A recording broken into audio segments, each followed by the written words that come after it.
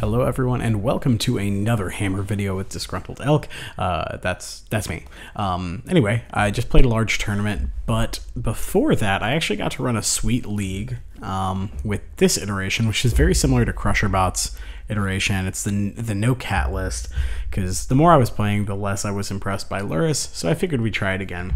There are slight changes from their list. Most of it's the same, mana base is the same, 0 drops are the same, 1 drops are the same, I believe. The only difference is I'm running 1 Cauldron Complete over 1 Sword of Fire and Ice in the main, and I cut Sword of Sinew and Steel, the black-red sword up here. I cut that card because I think it's for slot in the sideboard for the Sword of Fire and Ice. The silences and defense grids I think are both quite good. Path to Exile is always a pretty good card. And of course Rest in Peace, because we're not playing Lurrrus, we get to play the best graveyard hate ever printed, as long as you get to turn 2.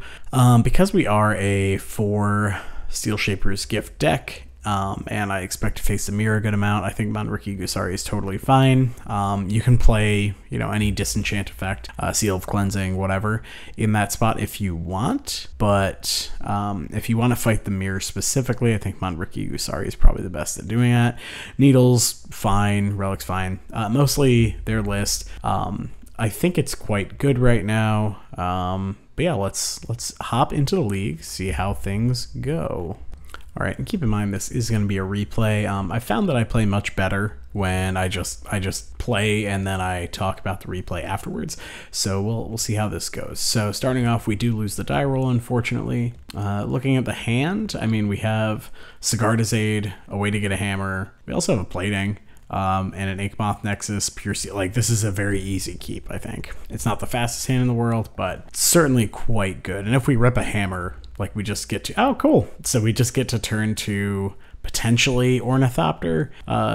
We could hammer the Ornithopter, or we could Inkmoth. Our opponent plays basic Island, so we're not totally sure what's going on. But I play out the Ornithopter, of course, because when we can Colossus Hammer on 2, it's real good. So opponent plays Island, they play End of Turn Consider, so at this point I think it's likely it's the Murktide deck, especially since we see a Flooded Strand. So Inkmoth. So the question is, do we want to hammer here? And we threaten it for sure, but I don't think we actually do, because I think, like, they clearly have a removal spell, right? Like, it's very unlikely that they don't have a removal spell or a counter spell. And so instead, I think we want to jam this Stoneforge Mystic. So if they do have the counter spell, they use it here. Okay, cool. So Steam Vents confirmed. They consider again.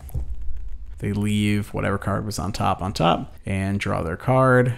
At this point, we go ahead and grab another hammer, because they only know about 1 hammer. It's likely that we can attack with Ornithopter, put in a hammer, and then when they go to bolt the creature, we just hammer again. Another line that's open to us is if we hit a land, we can actually just play the land, activate the Stoneforge to put the hammer in, and then equip it to the Ornithopter, and then we can flash in another one in response. So they're actually a Stoneforge deck, which is very different, but it looks like they're dead unless they have Force of Negation, and I'm not big on trusting that the opponent has Force of Negation, so we just attack with both. The attack with the Stoneforge is probably unnecessary, but here we go. We go ahead and hammer, put it on the Ornithopter. They play the Telegraphed Lightning Bolt, so we go ahead and hammer again, and the game's over, because there we, of course, put both hammers on the Ornithopter, and they take 20. Easy peasy. I'll see y'all in game 2. All right, so we are back for game 2. Let's see how we sideboard. So we know it's a Jeskai Stoneforge deck. And so we didn't actually do a whole lot. I do think it's fairly likely that they have, something going on. Yeah, so here I think we're pretty favored. It's potentially correct to bring in the Sword of War and Peace or the Sword of Fire and Ice, but in reality, I think the setup we have in the main is fine. I probably, in retrospect, might have cut the cranial plating for one of these swords, probably the Sword of Fire and Ice, just because it's a very good card. And they likely have ways to actually destroy the equipment itself. And so the Sword of War and Peace's white-red protection doesn't quite override the draw a card, shock something effect of Sword of Fire and Ice. So we go ahead and cut a Memnite and Ornithopter for the Manriki Gusari, because they're a Stoneforge deck.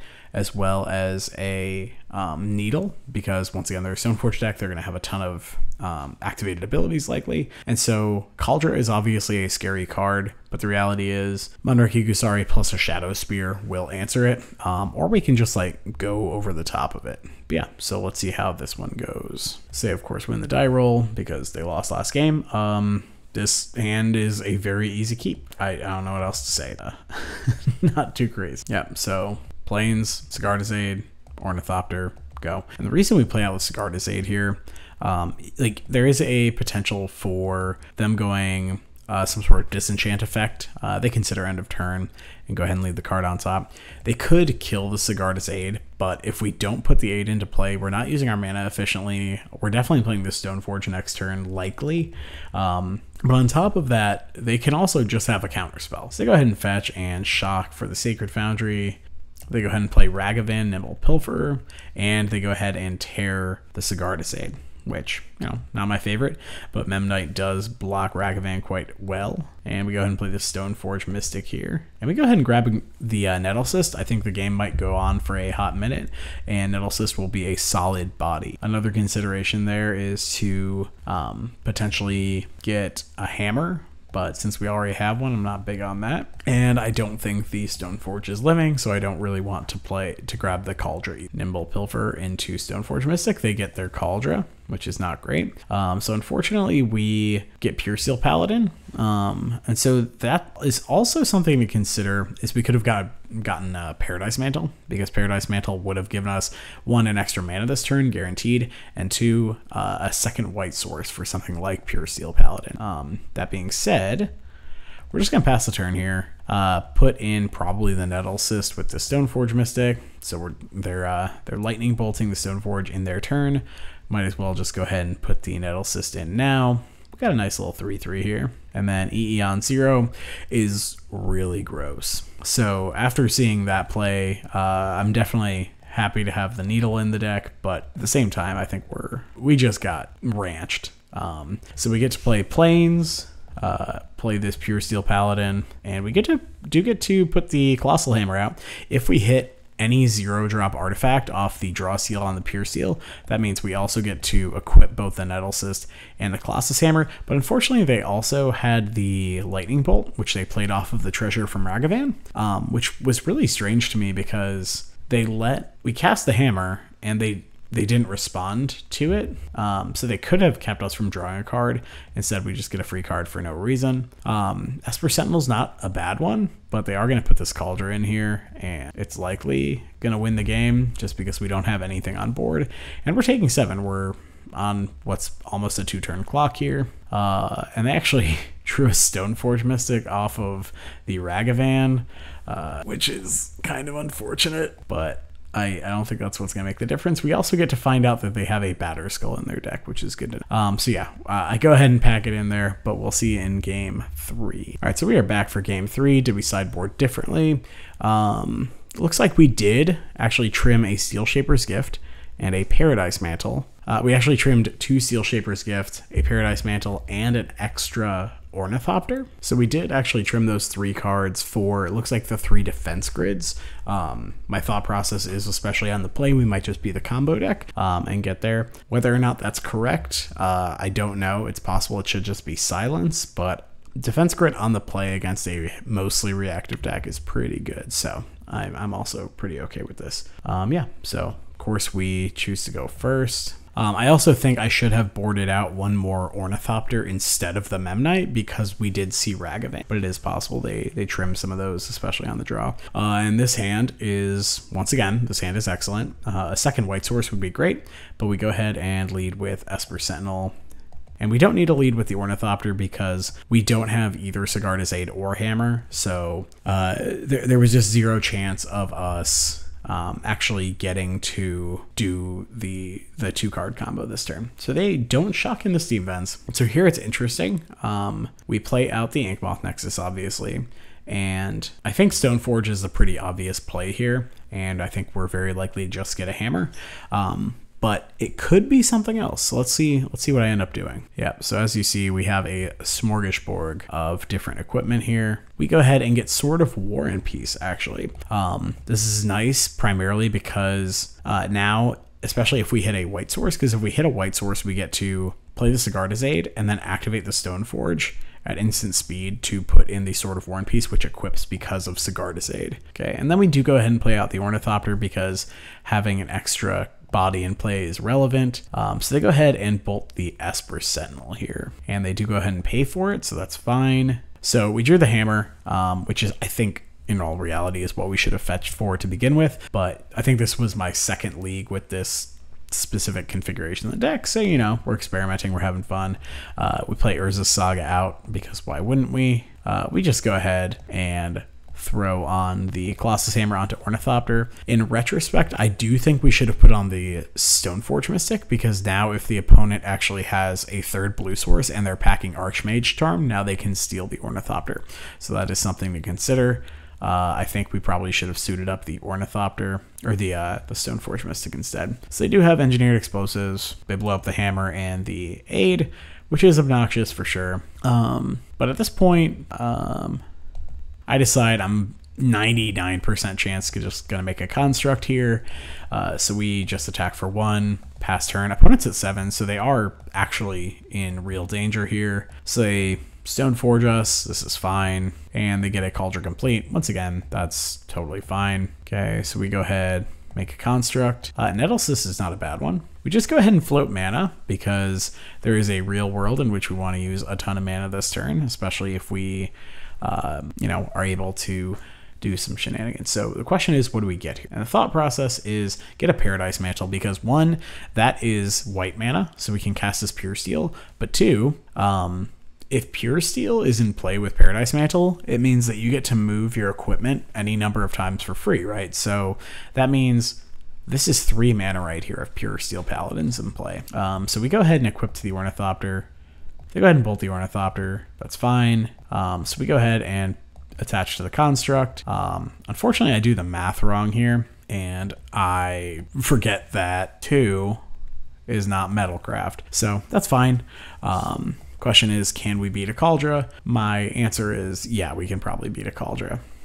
So what I should have done that turn instead was actually go ahead and equip to the Stoneforge Mystic, because by doing that, because we aren't going to have an additional white probably to play around with, so if we move it to the Stoneforge and they kill the Stoneforge, then that's fine.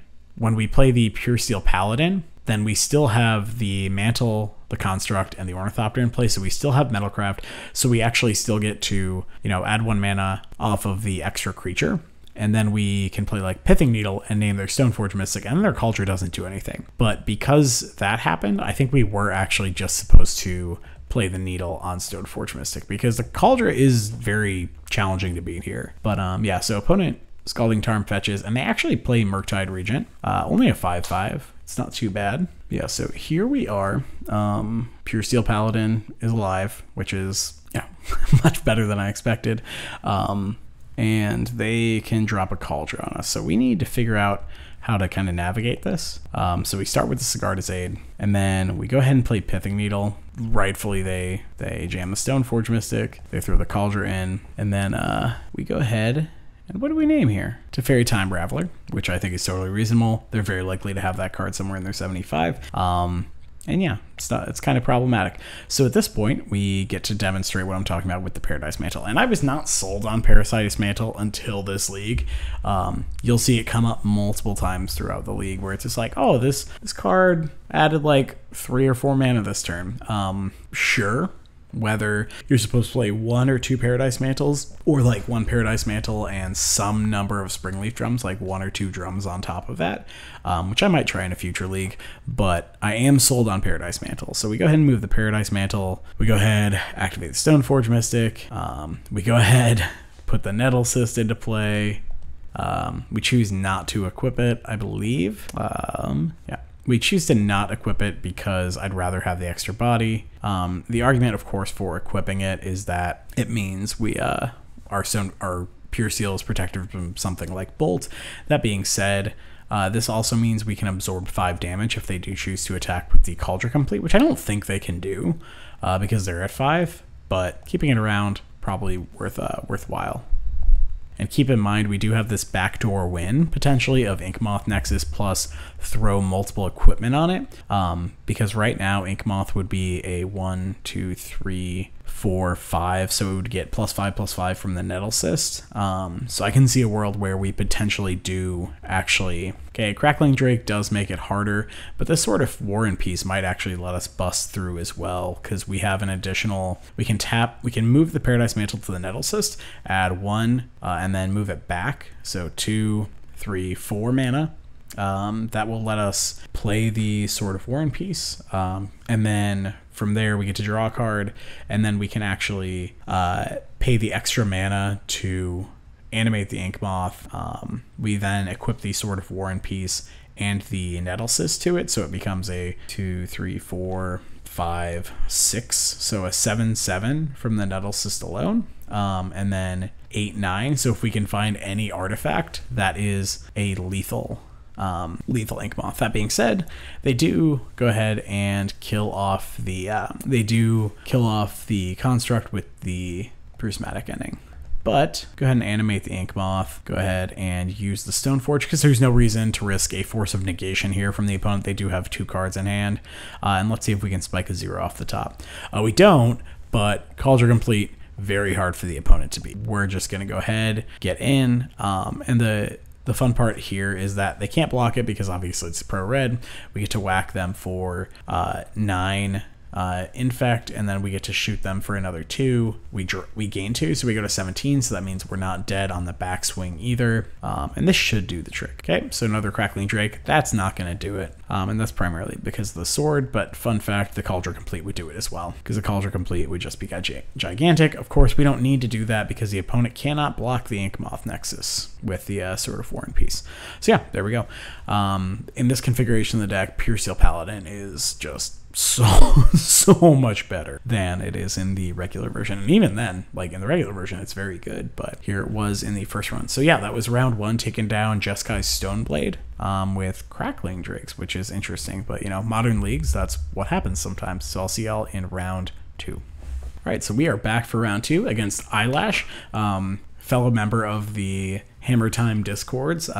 Good streamer, check her out if you get the chance. But so I figure she does play a bunch of different decks, but Hammer is the most likely. And then let's see what happened. Yep, so she reveals Lurrrus, so I'm pretty confident that it is in fact Hammer at this point. This hand is totally reasonable. It's not my favorite hand, but Esper Sentinel is really good, Stoneforge Mystic's very good, and of course Pure Steel Paladin is also quite good.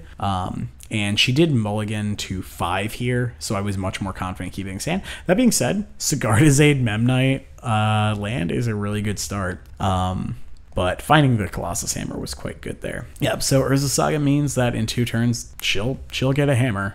Okay, and here's another hammer, more than likely. Okay, got the Colossus Hammer. Definitely not worth trading off with the Memnite here. Esper Sentinel might yet get us 1 or 2 cards, and so we get to play out the second basic planes here to just go ahead and play the Stoneforge Mystic out. And the reason we're doing this is because it means that we can grab, like next turn we can play Pure Steel plus an equipment. So we actually grab the Shadow Spear here for a couple reasons. One, I don't see an Inkmoth on the other side, and so that means this will likely turn into a damage race. And because we have the hammer, getting the trample is incredibly relevant, and of course we have the Pure Steel Paladin to really punish. The other consideration I had there was actually Paradise Mantle, because that is multiple mana. That being said, I don't have a lot to use that extra mana on yet. So they play Esper Sentinel. They attack with both creatures. At this point, I just go ahead and take the free block on the Memnite. I think she was just supposed to attack with the Stoneforge Mystic. That being said, yep, so she hammers. It's very likely to pay here. And of course, so now I either get to eat this Memnite for free, or she has to put the hammer on the Stoneforge now to actually cash in the damage. So that's what she does, I think, which is wise. And so passes it back to us. We are at 8. But the Shadow Spear might do some. So we are actually going to sandbag this Memnite because it will hide the Metalcraft for Colossus Hammer and Shadow Spear. Also, like, the extra 1/1 is not going to do anything that another body wouldn't do. We're not going to pay, which sucks, but I think it's the right choice. We get to draw a card as well, so at least we're at parity. And so we're okay playing out one. There's no reason to play out the second. Of course, we attack. We attach the hammer to the Stoneforge Mystic, and then we get to attack in. I attack in with both. Now, this is interesting. I attack in with both because I want her to actually kill the Esper Sentinel here, because she doesn't know that we have another free artifact. So it incentivizes her to trade Esper Sentinels to knock us off Metalcraft, but we actually have the Metalcraft even if she does that. Plus, that way my mana is freed up as well. And so I think I'm going to need that extra mana, whereas I don't think it'll do much for her. So we get in for a cool 11, and then we go ahead and play out the other Memnite, so that way we can actually move the hammer to a Memnite. So Chapter 3 goes ahead and gets a Shadow Spear, and I think I watched, so she plays out the Inkmoth Nexus here. We talked a little bit after the match, and I think she said she punted, but she didn't actually have the Inkmoth kill because the Inkmoth would have been Summoning Sickness. So she definitely didn't miss that. I know streaming makes it a whole other challenge, but she does have the Thoughtseize to take the Shadow Spear. That being said, if she attacks here, that means we get to just go ahead and double block, because so now we get to block with the Pure Steel and the Memnite, because if she kills the Pure Steel, I don't really care, because that means my 11/11 sticks around. And if she kills the 11/11, that means my Pure Steel gets to stick around, and I can move the hammer anyway if I find any artifact. So she goes ahead and kills the Memnite, which I think is correct. I don't think you can let me have the 11/11 after your creature dies. And so now we draw the third artifact, but there's no reason not to also, I think we also crack the Silent Clearing, but it doesn't matter because the game's over. She goes ahead and concedes there because we can move the hammer. She can block with the Inkmoth Nexus, but it doesn't do anything because she doesn't have a way to set up a kill the following turn. But yeah, so let's see how game 2 goes. Cool. All right, so game 2, I went ahead and hid the chat because it gives away some of what happens, but I went ahead on the draw. I think Esper Sentinel's a lot weaker, but I think it's still totally fine. So I went ahead and cut 2 Esper Sentinels. I also cut a couple of Memnites because the 0 drops aren't as impactful post-board. I also went ahead and cut the Cranial Plating, and I went ahead and brought in the Sword of Fire and Ice because shocking things is relevant and drawing cards is pretty good. It's not like the best card. I also brought in Sword of Sinew and Steel because, you know, it shatters. It's pretty good. And then I went ahead and brought in the Manriki Gusari because, you know, it's specifically for the Mirror Man. I also brought in the Pithing Needle, of course, because Pithing Needle, there are a lot of activated abilities. Even though it's really awkward, I think you can leverage your knowledge of the matchup pretty well, or even just if your opponent has the Pure Seal and you have the Sigarda's Aid, then Pithing Needle on Hammer is great. And then I went ahead and added the 2 Path to Exiles as well because, you know, creature removal is good in the creature combo mirror match. But yeah, so let's see how this one goes. Cool. So, of course, she wins the die roll. Lurrrus. So I'm looking at my hand. This hand's quite good. We have Steel Shaper's Gift, so it can give us a bunch of different things. But we also have the Memnite Paradise Mantle and the Plains, so we can put the Pure Seal into play even if we don't hit the land. But we also have Sigarda's Aid. Like we have at least one hammer. Sigarda's, like, this hand's nuts. A second land would probably be preferable over the Shadow Spear, but she also mulliganed to 6 here. That being said, quite a good 6, it looks like. So we drew Stoneforge, which is fine. And I go ahead and play out the Sigarda's Aid and the Memnite because, fun fact, the Paradise Mantle will now equip for free, so we can flash in the Paradise Mantle to add surprise mana. Okay, so they have Ornithopter. Pretty good, pretty good. And they go ahead and prismatically ending the Sigarda's Aid, so in response we go ahead and flash in the Paradise Mantle to equip it to the Memnite. This way we still get our free mana, because we don't have to pay for the equip cost. And so we drew Inkmoth Nexus, which is great, because now we can play Pure Steel. We can then play Shadow Spear, draw a card immediately, and we go ahead and put on the Pure Steel. I don't think it really makes a difference, but our Pure Steel is untapped and our Memnite isn't, so might as well just block there. So they have a Shadow Spear for the Ornithopter, which is pretty good. That being said, we do have the mana, I believe, to grab Hammer and kill them with Inkmoth this turn because of Paradise Mana. So unless they have a way to answer Inkmoth Nexus, I do believe the game's over unless they choose to stay back and block, which they wisely do. Eyelash is smart. And so we go ahead and play the Urza Saga because we've got our lines queued up for the next couple turns. So first things first, we go ahead and play Stoneforge Mystic because it is the least mana efficient thing we can do. We go ahead and get Colossus Hammer because, I mean, it's free, and we get to attack for 13 lifelink.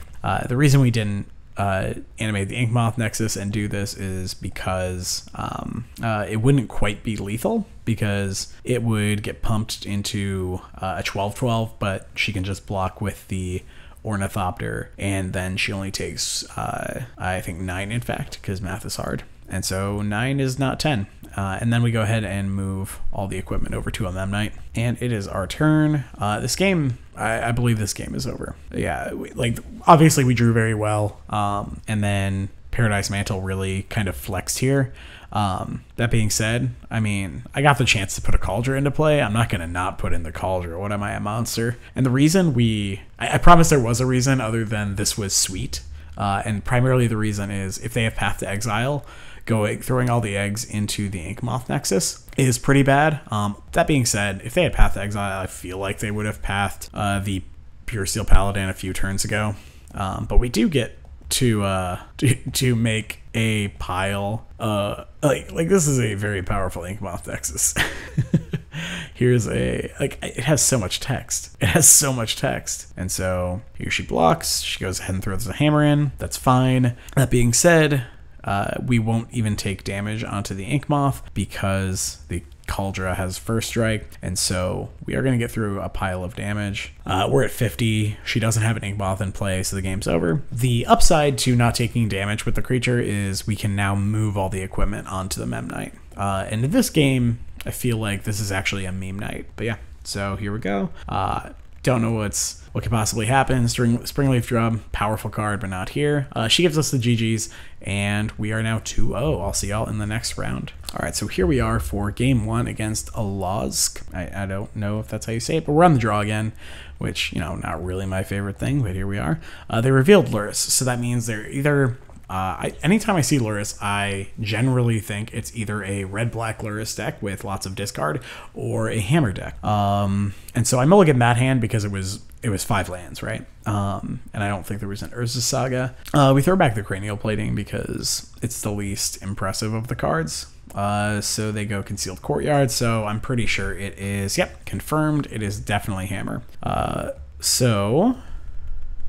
it is tempting to play the Steel Shaper's Gift, but I don't want them to draw the free cards in case they don't have the combo. But it's looking more and more like they did, and we should have just jammed the Steel Shaper's Gift. When they get Cranial Plating, it's really bad news because that means they definitely already have at least one hammer or a Shadow Spear.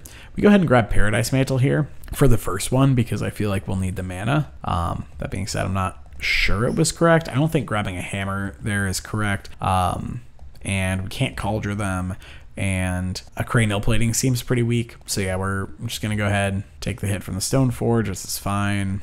We draw another land, which is not really what we wanted to see, but it's fine.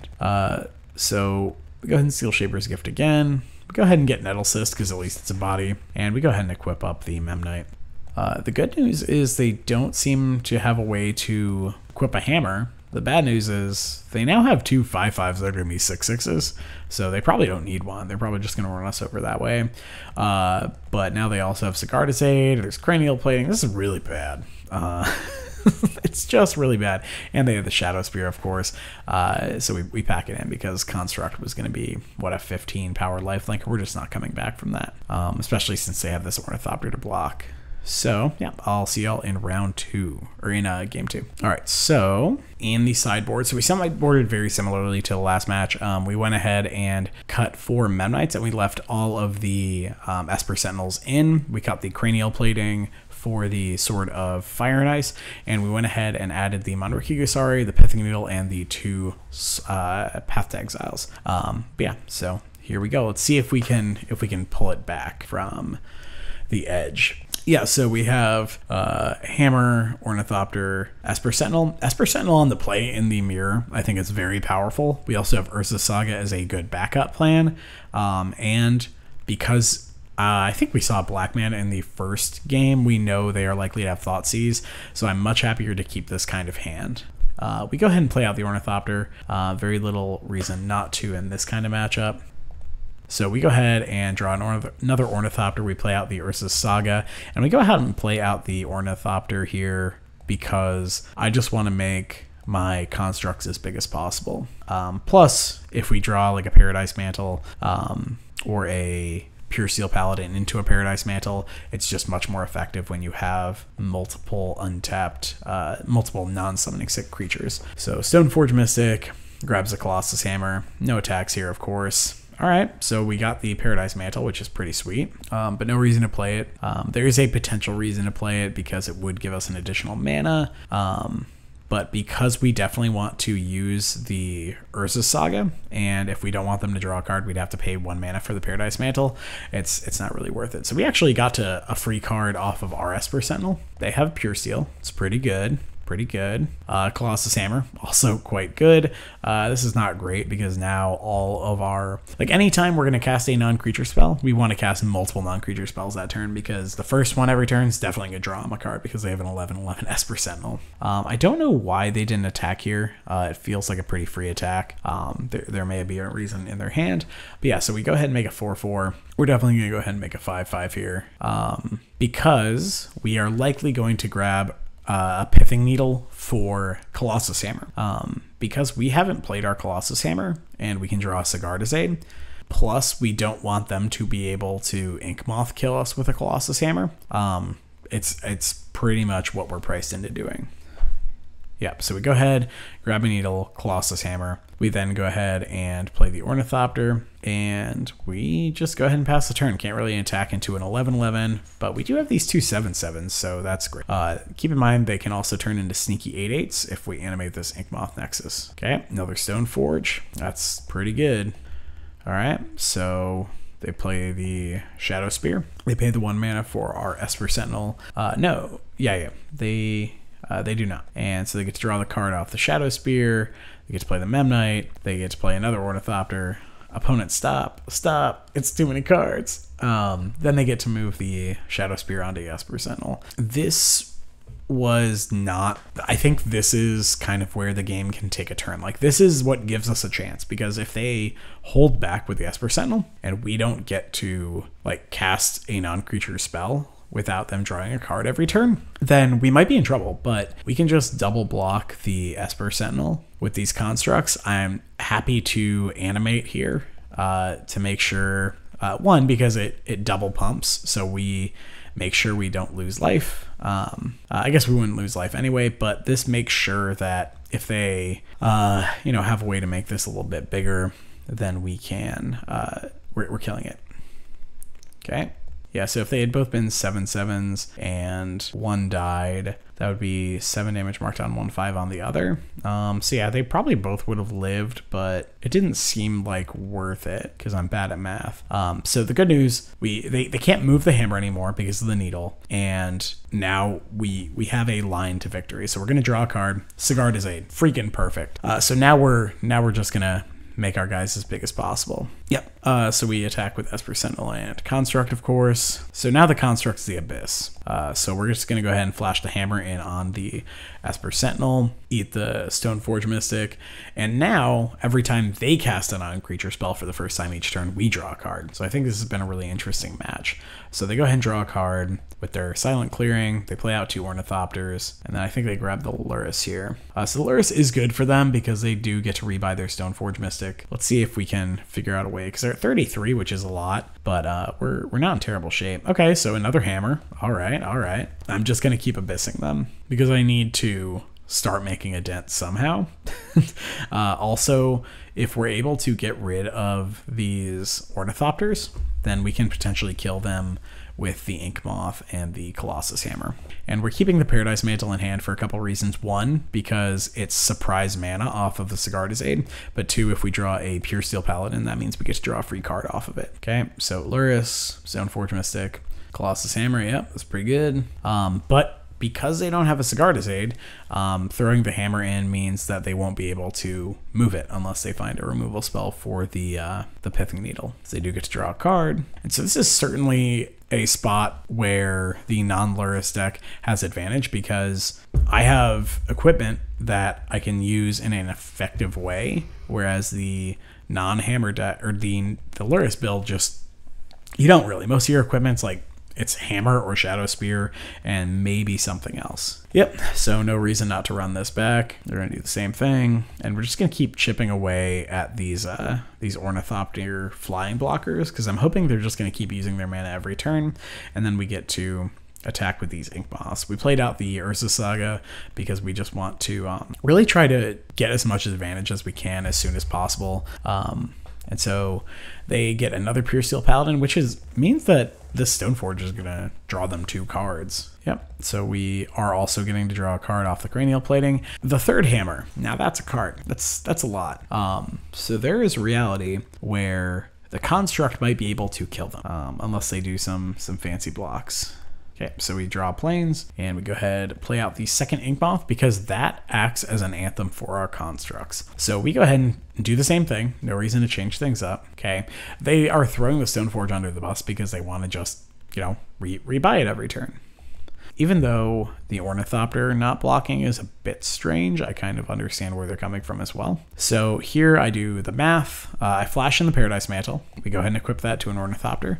Now this is a 9/9. And then from there, we go ahead, flash in a hammer, throw it on the construct. They don't have any untapped white sources here, which is really relevant. We now have a 20/20, and we go ahead and flash in another hammer. We now have a 31/31, and I believe they concede here because we can't. Yeah, so we make another construct, and then that construct turns us into a 32 power creature, and then we go ahead and use this sneaky mana we got to animate an Inkmoth Nexus to get exactly 33 damage.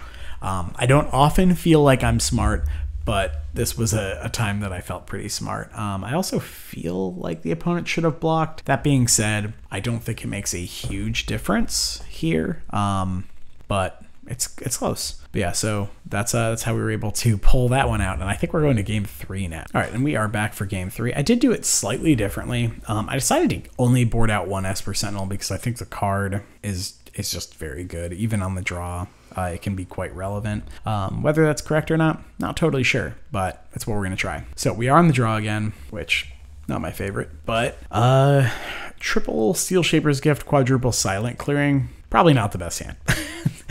So we do keep this hand though, because it's great. We actually bottom the Sigarda's Aid because I think our plan is to turn 1 Ornithopter, turn 2 Pure Steel Paladin, Paradise Mantle, draw a card off the Pure Steel. So we don't actually get a whole lot of value out of the Sigarda's Aid. Yep, and that is exactly what we no, we actually go ahead and equip. And this is, I believe, in case we find, I don't know.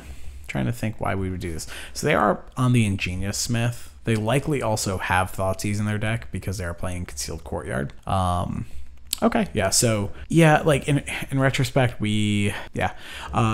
I think we wanted to make sure we had the white sources, perhaps. But I think, yeah, if I had the extra white source, like if I had Plains Silent Clearing, then equipping the Paradise, like playing the Paradise Mantle on turn 1 was incorrect. But if I only had the Urza Saga, then it was definitely correct to do that because that guarantees we can play the Pure Steel. All right, so yeah, we get to draw a card, we get to equip, and we get to pass the turn here.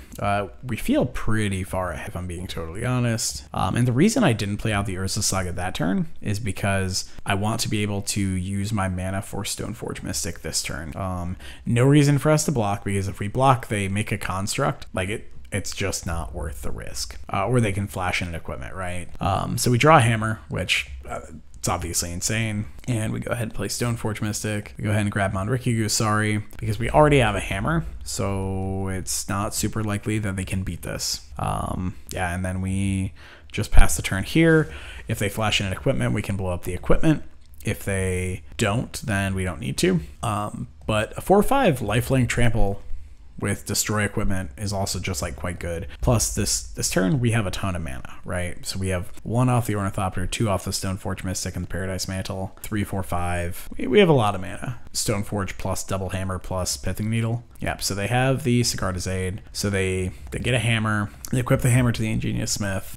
They can't really attack because then we can block and blow up the Colossus Hammer. And they can't really attack with the Constructs either because I can blow up a Colossus Hammer and that makes them smaller. Moto might be freezing up on us because it's Moto. Okay, so we are back. And I also checked, since I had to start this replay over, I did in fact have 2 white sources. So it was almost 1000% incorrect for me to play the Paradise Mantle after the before the Pure Steel. The reason I think I did it was because I wasn't sure I would have Metalcraft, and if I don't have Metalcraft, I don't get to equip for free, so I wanted to maximize my mana each turn. So it was actually correct. This deck's really hard to play. Yep, so same thing, we're almost there. I just wanted to touch base on that because, so, yeah. Okay, so they actually just concede there because they can't beat the Monarchy Gusari. That's why it froze up. But yeah, so there we go. Monarchy Gusari, the card for the mirror. We brought it in the mirror, and it was good. Yeah, I mean, there you go. That's all you hope for. I will see you in round 4. All right, so we are back for round 4. Lost another die roll, just what you like to see. Don't know Purple Gambit. They go ahead and reveal Lurrus of the Dreambane, but I'm keeping this hand because it's a Pure Steel Paladin hand, and especially if it's a 7 with functional mana, it's hard to throw a Pure Steel back. Dragon Rage Channeler, so I immediately know it's going to be a red-black X, probably Jund Lurrus deck. And the reason I play out the Ornithopter here, of course, is because if we do find something like a Paradise Mantle, that means we can just equip it. So they just go ahead and play a Tarmogoyf on 2. I'm just gonna run out the Pure Steel here because I need to use my mana. I can't just play turn 2 pass. So they go ahead and Inquisition. They take the other Pure Steel, which tells me they probably have, yep, a removal spell for this Pure Steel, and things are looking really bad all of a sudden. So we're taking, what, 9 damage here? Can't really take 9, so I go ahead and throw the Ornithopter under the bus. I go ahead and play out the Nettle Cyst here, and play out the Memnite. And with 2 more lands in our hand, it's looking pretty bad for us, but they have a K command too to wipe our entire board, and this game's over. Because on a 2-turn clock, we do make sure to draw another land, and we go ahead and concede. So I will see y'all in the next game. So here we are for game 2. Looks like we had some interesting sideboarding. So it is interesting because in this matchup, Memnite can be good because it lines up against Ragavan, but I really want to minimize how many creatures I have that get Renin 6 minused. So I go ahead and remove all those, and I leave the Ornithopters because at least they stick around, and sometimes they can sneak in for a combo kill because they fly.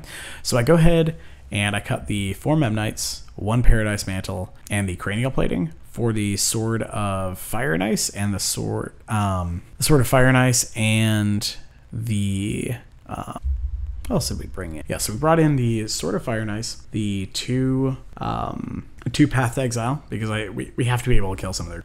We also brought in the 2 Rest in Peace, because that card is a gigantic beating. It basically shuts off Renin 6. It actually neuters Tarmogoyf entirely, and it stops Dragon Rage Channeler.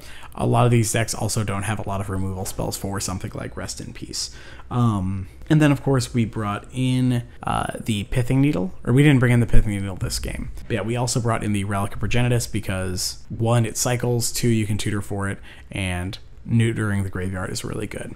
So it looks like we went -1 Paradise Mantle, -4 Memnites, and -1 Cranial Plating for +1 Sword of Fire and Ice, +1 Relic, +2 Path to Exiles, and 2 Rest in Peace. So yeah, that's what we're looking at. Let's see how game 2 goes.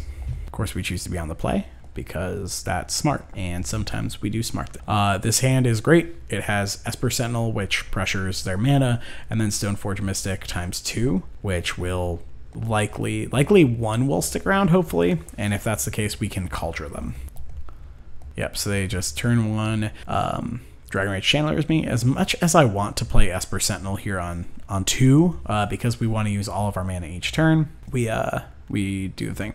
So I'm just like, you know what? Let's go Crab Cauldron. Make them have it. So they don't have the removal spell here. they pretty much lose the game. I don't want them to have things to do.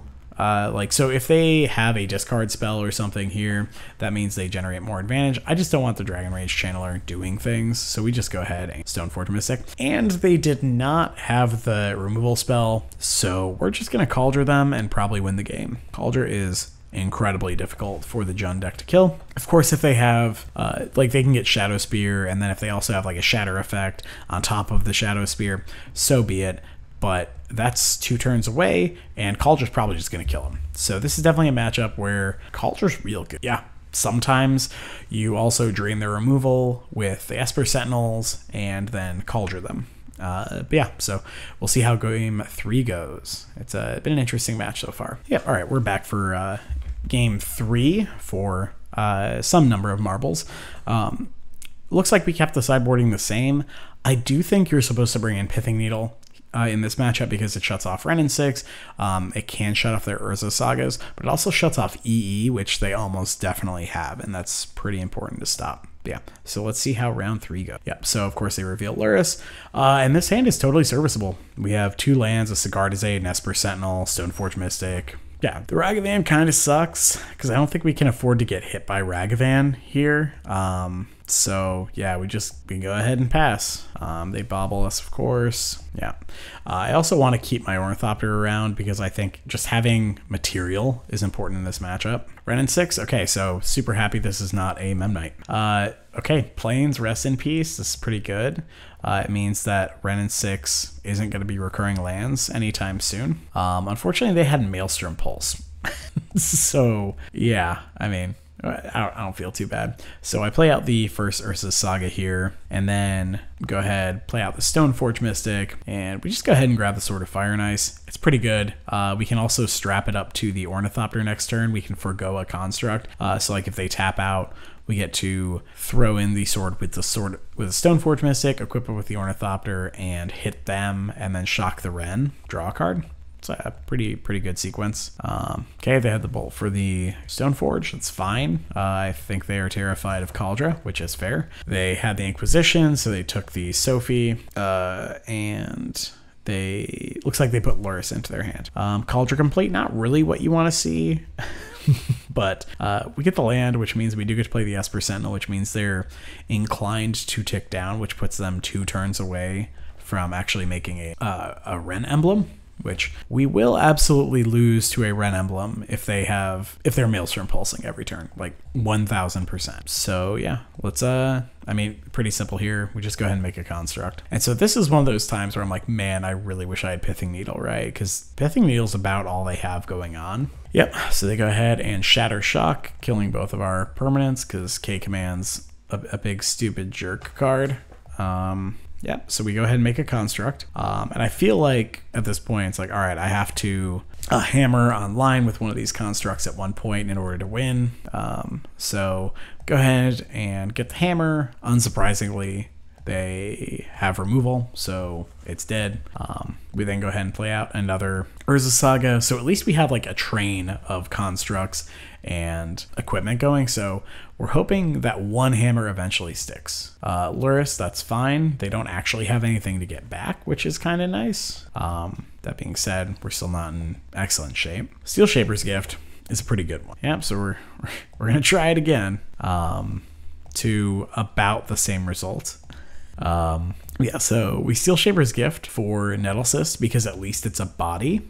We will get one more shot at this, but like obviously getting a needle would be great. The Pure Steel Paladin really helps us change our plan here because this means we can get a Colossus Hammers onto it. So we go ahead and grab the Relic here because now at least we can, so we get to place the Pure Steel, equip both hammers to it, and then we get to crack the Relic to draw a card. So now they Wrenn Emblem, but unless they have a way to actually cast spells, we're in great shape because, well, we have exiled a K-Command, a Maelstrom Pulse, 2 Unholy Heats, and a Lightning Bolt in terms of their instants and sorceries that matter here. And so, yeah, I mean, here we just get to Stoneforge for a Shadow Spear and win the game. And so, yeah, that was looking pretty bleak. Sometimes you just grind through. Yeah. Also, even if they could kill the Pure Steel here and the Stoneforge lived, then we can put the Cauldron. That's unlikely because if they can kill the Pure Steel, they can just use the Ren Emblem to kill the Stoneforge. But yeah, so there we go. Definitely bring in Pithing Needle in this matchup, I feel like. But yeah, so 4-0. Let's see if we can get that sweet 5-0 that has been eluding us with the other list. All right, so we are here back for the 5th and final round. We lost the die roll again. I have to look back, but I think we lost every die roll. Is this hand a keep? No, absolutely not. This hand is a keep because this Cauldron actually gets to go to the bottom here. It's great. Yeah, pretty easy keep, honestly. We're hoping to draw a white source here, but okay. So Utopia Sprawlwood Foothills deck very likely is a Blood Moon deck, so we go ahead and grab Paradise Mantle. It's also a free equipment, so if we find a second white source and they don't Blood Moon us here, then we get to go Pure Seal plus Paradise Mantle, draw a card. Unfortunately, we do get Blood Moon, which is not what we wanted. But because we are playing the mono, like the mono white Lurrus, we do have, or the mono white lurrus-less no cat here. We do actually have 10 planes, so we actually have a reasonable number of outs. We go ahead and Steel Shapers for a Nettlecyst because it is a real threat, and we go ahead and play out the Hammer. Because now if we draw Pure Steel Paladin, then we can play Hammer, equip both, and we're in great shape. Okay, Clothis, not the scariest card here. Inkmouth Nexus, that's fine. We still get to jam this Nettlecyst. And it's a 3/3, which is, you know, it's not the best, but it also means that if we get to untap with it, we can move the Paradise Mantle and throw the Pure Steel into play. Very relevant here. So they're doing Clothis things. Pyromancer, that's a card I'm fine. They discarded 2 more Blood Moons, and a Lightning Bolt is what they cast. And we're hoping for a white source. Bing, bing, bing. We got that white source. So we get to play Pure Steel, and we get to draw a card, and we get to Steel Shaper's Gift next turn. By the way, this Pure Steel is now a 26/26. Why did we throw the Paradise Mantle on there? Because reasons. Because we could. Why not? So they eat the Steel Shaper's Gift. That's fine. But yeah, so they're not in great shape. Especially considering we can just Steel Shaper for a Shadow Spear here, draw a card off of that, and then attack for super duper lethal. I think they might be able to throw enough under the bus now that Clothis is alive. But I'm not gonna lie, this feels like a very on flavor use of Shadow Spear. And you know what? Let's play this Esper Sentinel because it pumps the Pure Steel. So here we go. Let's get in there.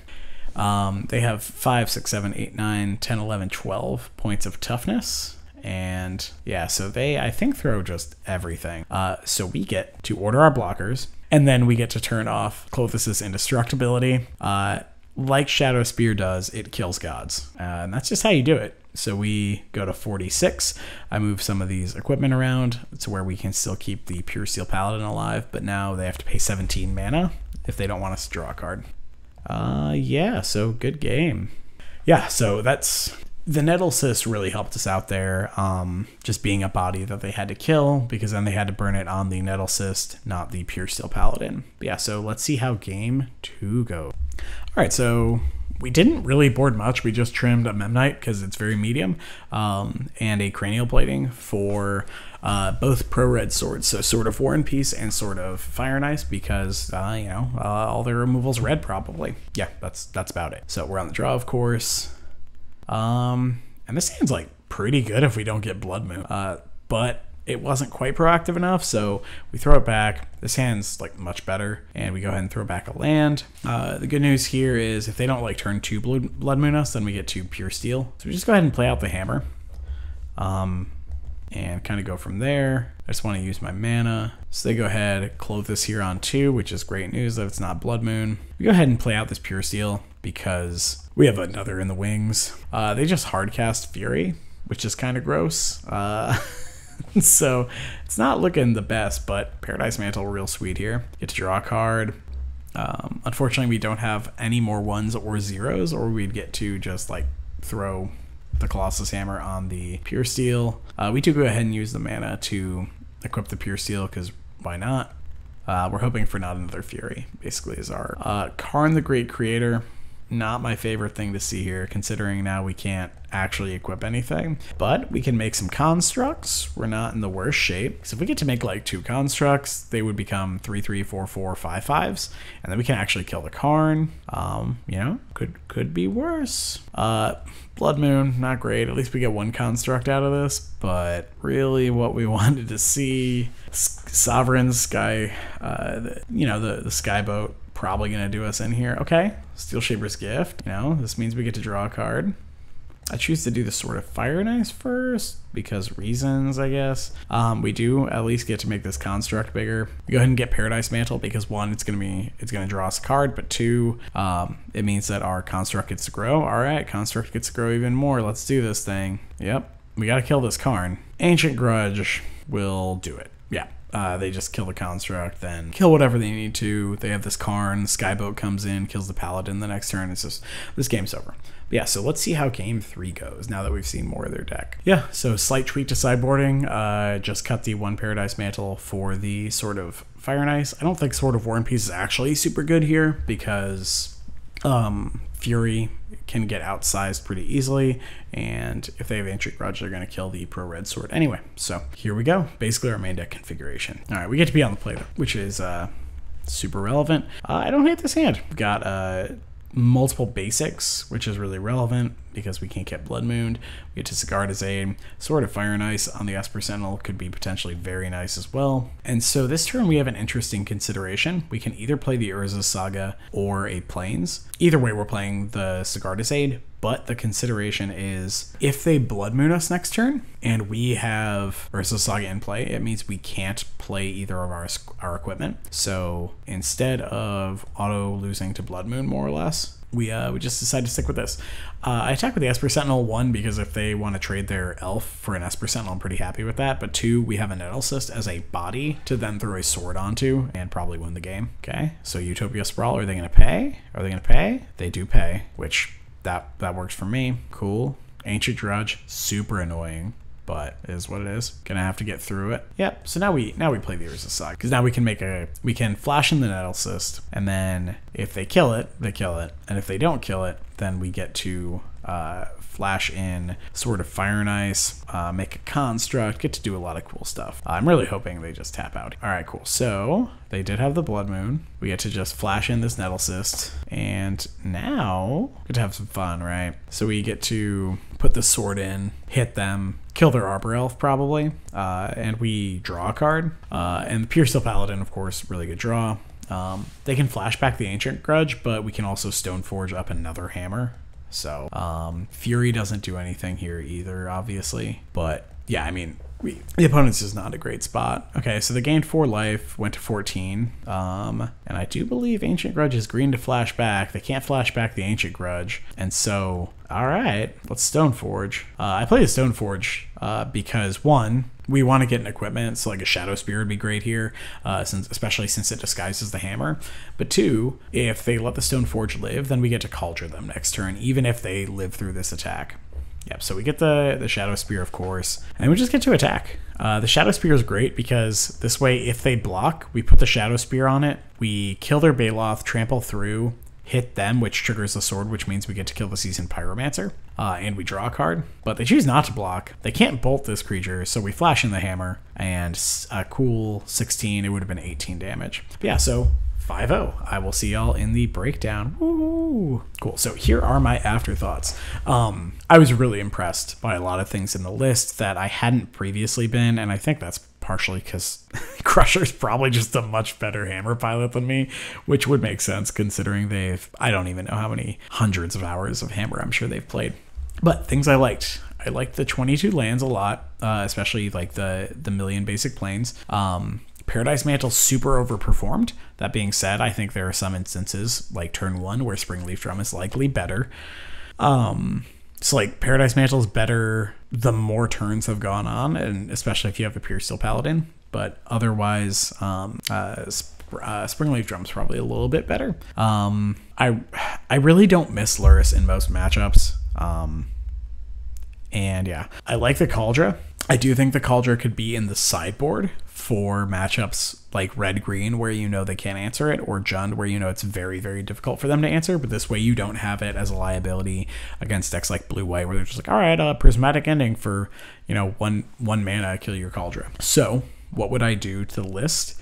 I do like the Sword of Fire and Ice. I think it's better. I think you can just cut up Cranial Plating. I think with the Nettle Cyst, I don't think you need the plating. I just don't think you need it. I think you can move Cauldron to the board. I do like the Sword of War and Peace quite a bit. Monarchy Gusari, it depends on how much hammer you think you'll face, but I think you'll face a chunk of hammer right now. So Silence didn't do anything in that league, but in some of the matches I've played, it just wins the game. So like against weird decks, so against Storm, Charbelcher, any Cascade deck, right? You just blow them out. You're just like, oh, you cascaded. Well, cool. Your Violent Outburst will give all of the creatures in play that are not creatures +1/+0, and then you don't get to actually cast your Living End or your Rhinos or whatever. So I like 3 Silence because it stops nonsense. I think you can probably trim a defense grid. I think 3 is a lot, and so that leaves you with 14 cards. And so I think kind of what you can do is you have a lot of flexibility, but I think I like doing this to the sideboard for next time. One card that has really impressed me in other testing is Hex Parasite. And I think this was, I'm sorry, I don't know how to say their name, Milan or Milan, the person who's a young chef who just crushes everything. I had heard on some cast, I think, Constructive Criticism, that they were playing 1 in the sideboard. I think it might have been in the Jund deck, because this card, it's tutorable off of your Urza Saga, and you can use its ability to eat like Chalice counters. You can also use it to like kill their Teferis. Against weird things like Heliod, you can use it to like completely stop their combo. So I think it's quite good as a bullet, which I had not considered. And then what are we adding? What did I do to the main? Yeah, and so I think in the main, I think this package is enough equipment. I think it's fine like that. I do think you can do this. I think you can actually change just a couple things, because I do like Springleaf Drum. I do think it has a spot in the deck, even in this Paradise Mantle version. Clearly we're going with Lizard beating, drumming with the fish. So I think you do something like this, and then you're good. And I don't hate having like the Pithing Needle in the main, and then you can probably just trim up planes. That does bring you down to 13 white sources, which is a little low. So I think that's close.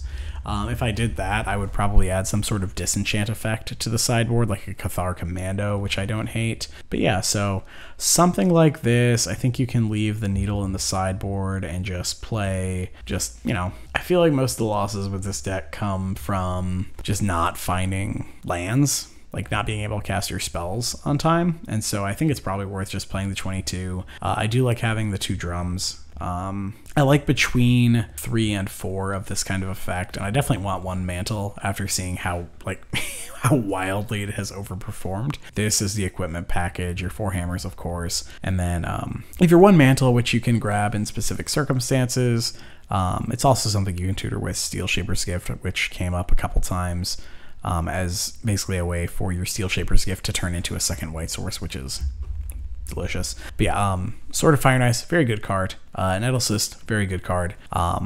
Rest in Peace, I think, is very well positioned right now. And otherwise, I like the list a lot. I like the Hex Parasite. I think that card's sweet.